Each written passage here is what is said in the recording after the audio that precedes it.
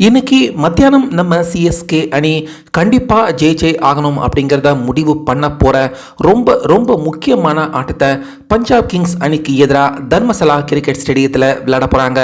இப்படி இருக்க இன்னைக்கு காலையிலேயே நம்ம சிஎஸ்கே அணிக்கு 1 இல்லை 2 இல்லை கிட்டத்தட்ட 3 குட் நியூஸ். இன்றைய ஆட்டத்தை பொறுத்த வரைக்கும் நம்ம சிஎஸ்கே அணிக்கு இன்னைக்கு காலையிலேயே குட் நியூஸ் வந்திருக்கு. ஸோ இதனால் நம்ம எம்எஸ் தோனி இன்றைய ஆட்டத்தில் கிட்டத்தட்ட 5 மாற்றங்கள் பிளேயிங் 11ல் கொண்டு வந்து தற்போது பஞ்சாப் அணியை கொலை நடுங்க வச்சிருக்காரு நம்ம எம்எஸ் தோனி.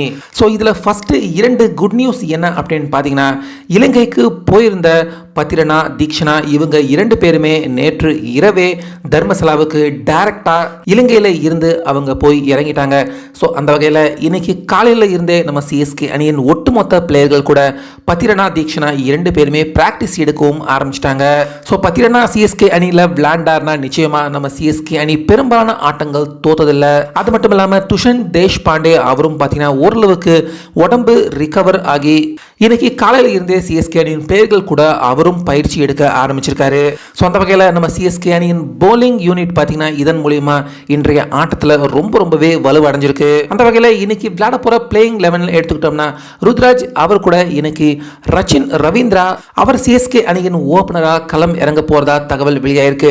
அடுத்து 3வது இடத்துல ரஹானே, 4வது இடத்துல டாரி மிச்சல், 5வது பிளேயரா சிவம் தூபே, 6வது பிளேயரா ரவீந்திர ஜடேஜா, 7வது பிளேயரா நம்ம எம்எஸ் தோனி, 8வது பிளேயரா ஷர்துல் தாகூர், 9வது பிளேயரா துஷன் தேஷ்பாண்டே, 10வது பிளேயரா கிளீசன், கடைசி 11வது பிளேயரா பத்திரனா. இதுல தேவைப்பட்ட கிளீசன் அவரை நீக்கிட்டு தீக்ஷனா அவரும் உள்ள வரத்துக்கு வாய்ப்பு இருக்கு. இம்பாக்ட் பிளேயரா சமீர் ரிஸ்வி அவரு இருக்க போறாரு. ஸோ ஆக மொத்தம் இந்த 5 மிகப்பெரிய மாற்றங்களோட தான் இன்னைக்கு நம்ம சிஎஸ்கே அணி பஞ்சாப் அணியை எப்படியாச்சும் வீழ்த்தியே ஆகணும் அப்படிங்கிற இந்த முக்கியமான மேட்ச்ல விளையாட போறாங்க. இது எல்லாத்த விட ஒரு குட் நியூஸாக நம்ம சிஎஸ்கே அணிக்கு இந்த ஆட்டம் இன்னைக்கு மத்தியானம் நடக்க போகுது அப்படிங்கிறதால இதுக்கு முன்னாடி நம்ம சிஎஸ்கே அணி தோத்த பெரும்பாலான முக்கியமான ஆட்டங்கள்ல டியூ ஃபேக்டர், பனிப்பொழிவு இந்த மாதிரியான பிரச்சனை தான் நம்ம சிஎஸ்கே அணிக்கு ரொம்ப பெரிய அளவில் தோக்கிறதுக்கு காரணமாக இருந்திருக்கு.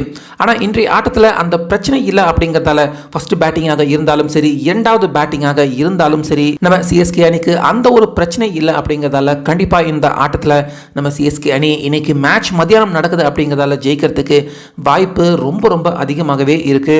ஸோ அந்த வகையில் தொடர்ச்சியாக நம்ம சிஎஸ்கே அணியை தோல்வி அடைய வச்சுக்கிட்டு இருக்க பஞ்சாப் அணிக்கு இன்னைக்கு நம்ம எம்எஸ் தோனி இந்த பிளேயிங் 11 கொண்டு அவர் முற்றுப்புள்ளி வைப்பாரா?